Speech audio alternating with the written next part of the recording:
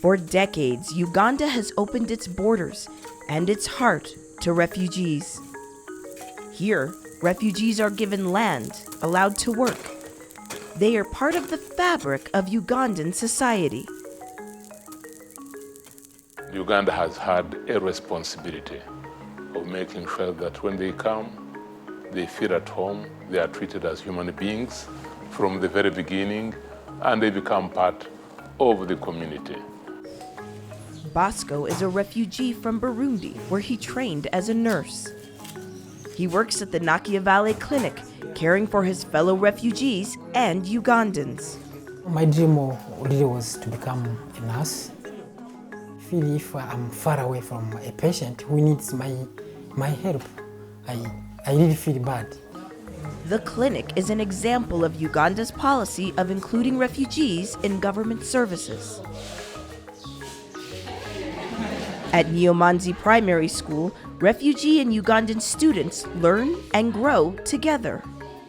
Since the refugees came, which they cannot understand themselves, so they end up communicating using one language, that is English. Now I see it is integrating us. We are all speaking one language, which has united us together. In Oruchinga, some refugees and Ugandans are running a fish farm. They sell the fish they harvest in the local market. The project helps refugees provide for their families and form lasting friendships along the way. Umutima wanjye nkuko nabonye iyi nzu nanjye mu gitekerezo cyanjye numvaga yuko nk'umuntu bishobora kongera bigakomeza bigatera imbere. Despite an influx of over 500,000 South Sudanese refugees over the last year, Ugandans continue to show generosity. Some farmers are giving parts of their own land. If any refugees come to you, you help them.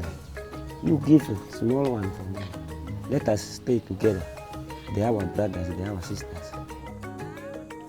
But this generosity comes at a cost. Each new arrival strains already scarce resources like water, firewood, and food. South Sudan is the fastest growing refugee crisis in the world, with nearly 2 million refugees spread across 6 countries. Uganda and the region are at a breaking point. Humanitarian agencies and the government have received only a fraction of the funding required to provide even basic necessities for refugees and their hosts. The crisis needs member states to honor commitments made as part of last year's New York Declaration for Refugees and Migrants. It needs a comprehensive response, with humanitarians, development actors, and the private sector working together. Uganda is showing solidarity with refugees. It's time for the world to show solidarity with Uganda.